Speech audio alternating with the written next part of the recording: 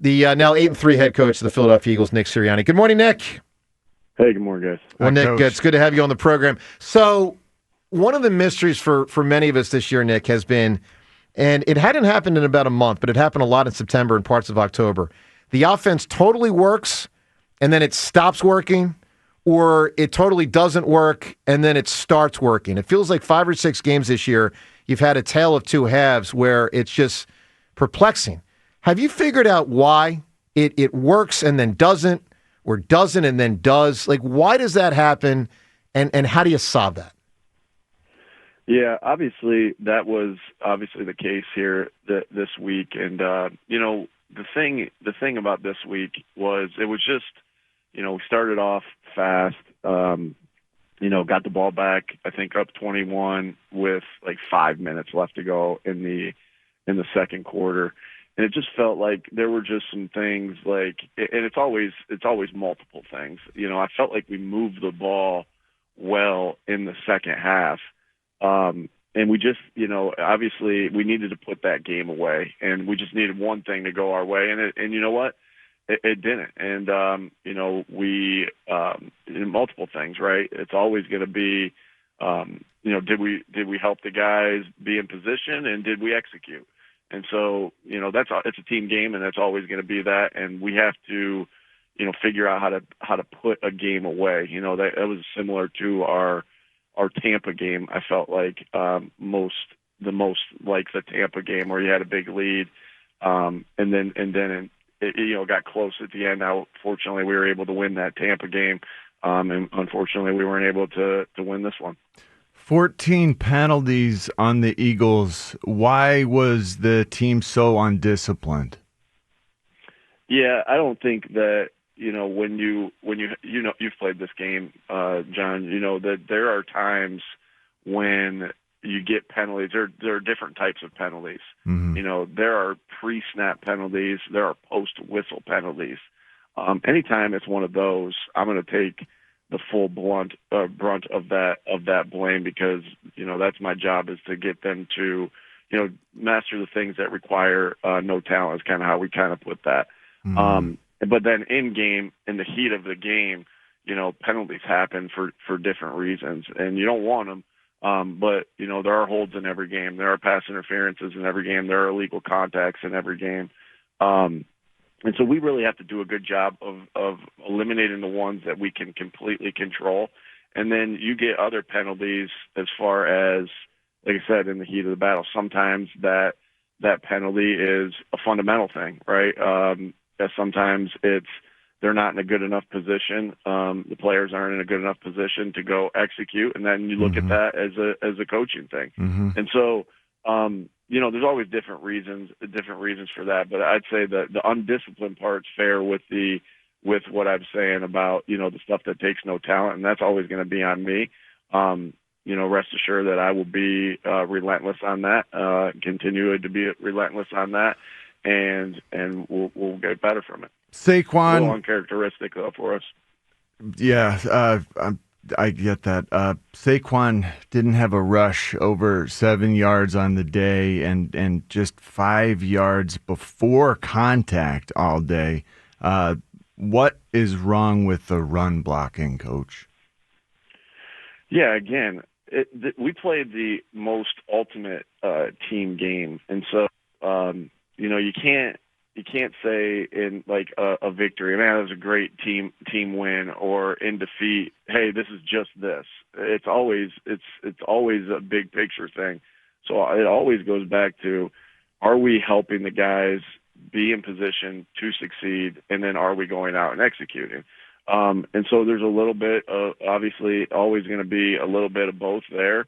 And I get it, that we get unknown stuff at times, but that's our job, to make sure that we're testing their rules throughout training camp, throughout practices, all those different things. So again, it's going to always come down to that. We know that to do what we want to do, we need to be efficient in the run game. We need to be efficient in the pass game. We need to be efficient with football, in both those aspects. And obviously on on Sunday, we weren't as efficient there in the run game. And that's why you probably saw a little bit more of us, passing the ball there. But make no mistake about it, when the best we roll when we're rolling on offense is when we're efficient both sides, and when we're balanced there in our run and our pass attack. Hey, Nick, what you've done over a few years obviously has worked, and Nick Sirianni with us right now has worked at a very high level. I mean, the team's won a ton of games. You've been in 2 Super Bowls. You won one of them. But one of the things we're discussing today is whether you should do things differently now in offense because certain players aren't playing as well, and injuries are part of that. And we wonder if you think that you should diversify the offense more to try different things, West Coast concepts, and things that have not typically been in your bag. Do you think you should? Yeah, I think that one of the phrases I hate that people say more than anything, and I'm saying people, I mean coaches, like, well, that's how we've always done it. And that's not. I don't live by that. I don't listen to that. I actually hate when anybody says that. And so we're constantly trying to evolve. Our offense looks different than it did in 21, 22, 23, 24. Every year is different. That doesn't mean you don't have base things that you go back to that you can operate, that we've been running for the last 5 years. Because again, we have had a lot of success, but again, we're not playing or coaching up to the standard of what we've set here on the offensive side of the ball. So you're always trying to evolve, and so that's what we're looking for answers. And so some of it is some of the things that we've done in the past. Some of it is going to be new stuff, and so you're constantly trying to evolve, because if you stay the same, there's no way you can continue to sustain success. And I think that's one of the reasons we've had sustained success, is because we've evolved throughout the years. Nick, one of the answers a lot of people have said this week on our show is more Tank Bigsby. And we've made the correlation in recent years. It wasn't just last year with no, help me out here, the running back, Saquon. With Saquon here, but in prior years with Swift and others, you would lean on Gainwell 4, 6, 8 times a game, and Bigsby doesn't seem to get that nearly that lean. Why not more Bigsby? Obviously the whole game plan that we always go into, it's, we've talked about this with AJ, the game plan in the past game starts with AJ. It starts with Devontae. It starts with, Dallas Goedert and Saquon for that matter. And it's the same thing in the run game. We know we have a phenomenal talent in Saquon Barkley, and we're going to lean on him and, in those moments. And then Tank's going to be the guy that comes in, as you've seen, or Will Shipley right now. And I know I got a lot of confidence in A.J. Dillon as well.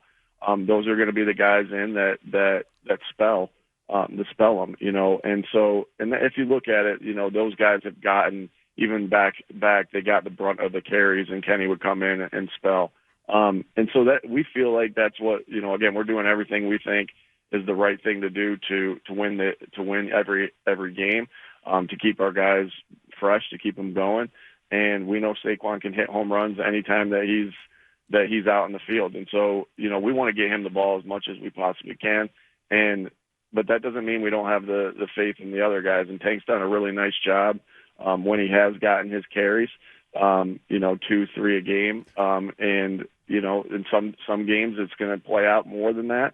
In some games it will play out less than that. And so, again, we always know good things can happen when Saquon touches the ball. I mean, look at the production from the pass game, right, that he had the other day. Had a couple of really nice catches. I think he's really a good receiver out of the backfield, and we were throwing it a little bit more in that game. And but yeah, like I said, it's a mix. And we like when both guys get the ball, but Saquon's the guy we're always going to lean on. Because we know how phenomenal of a talent he is. Coach, you talk about evolving. Watching the film, the Cowboys used motion a lot to help their receivers get open and get off the line of scrimmage, and that worked. And I'm just wondering why we don't use more motion, just to get things changed up a little bit on offense. Yeah, there's time and place for it. I think we're motioning a lot more than what we have in the past. We had been more. If you look back at our 22 offense, didn't motion very much at all. Mm-hmm. And so there's different ways to do it. You're constantly looking for ways to help guys and look that way, but definitely motioning more than we have in the past. But that's a product of continuing to change your philosophy and do different things to help the guys and help the offense move. And so there's time and place for it. We like motion. There's a lot of motion on the game plan this week, just like there was last week. I think that there are still some teams. I think when you look at it in the we've obviously are motioning a lot more than we have in the past, but when you look at it, I think the whole league is motioning more. And so it's like, some of those teams are motioning 85, 90%. And there's a time to just line up and play ball as well, where you can see the picture and get answers that way before you move. So, and that helps the offensive line, that helps the quarterback, and then there's time to motion. So again, I think, Frank Reich used to always say to me, a wise man avoids all extremes. You don't want to be extreme in anything that you do, and there's a time and place for everything. And, when we motion, it's for multiple reasons. And sometimes when you're on the ball, and you're on the ball going quick, you don't motion quite as much, but, you give a little, you get a little. Sure. How tough is this turnaround, getting ready for a game that's never really been prepared for a whole lot, but by professional staff, going for a Friday? How tough is the turnaround getting ready for a Chicago team that's really tricky to get ready for to begin with, and then it's on a Friday on top of it all? Yeah, good question. Obviously everything that you do, like when you're playing, like we'll have a Saturday game coming up, which is different too. But it'll be very similar to a Thursday type game. You just have an extra day in there to kind of get things ready, get bodies rested and everything like that. And so I wouldn't say maybe it's our first time playing the Friday game, but you use a little bit of the schedules that you've done. We have, like I said, a Saturday schedule or a mix between a Saturday schedule and a Thursday schedule because you get that extra day. And so, this is something that obviously you look at the team and where we are each week, but this is something that we planned for in August or even before that, whenever the schedule came out. Was it come out May? We planned for this and how we wanted to do this back then. And then you make little adjustments again, like I said, just when you see where the team is. So I feel like we got a good plan. It's about, like, this one's about getting up and responding. It's really about that. It's how do you respond to after a game that you have a bad taste in your mouth, and sometimes, the quicker you can get out there, the better. Nick, two final things. Back to Dallas, and I have to be very candid. I have praised you many, many times, twists and turns, for your game management over the last 5 years. I thought the timeout with 45 seconds left was a mistake. Dallas was out of timeouts, and I thought there was a chance they could have gotten a little panicky there, and the timeout, I thought, kind of settled them down. Did you regret the timeout with the way it played out? Yeah, fair question. They have a kicker that the range is way back there. And what you think there in that moment is, do I call timeout to preserve time if he makes this field goal? It's a couple things. If he makes this field goal, do I preserve time so we can go down and get our own field goal? Or if they attempt a long field goal, and he misses it, then we got the ball in that area, and then we have time to go score. So they can't end the game with the ball in their hands. But when you do that, you obviously, put the pressure on the defense to, hold them where they are. And obviously they hit a pass. They hit a pass there on us to Pickens. That got him in position, and it didn't work out. But that's the thought process. Again, I'm doing everything I can do in the moment to to help us win the football game. And those aren't scenarios that are thought of in the spur of the moment, right? Those aren't like, all right, hey, what am I going to do now? Those are things that I prepare for over and over and over and over again. And I get it.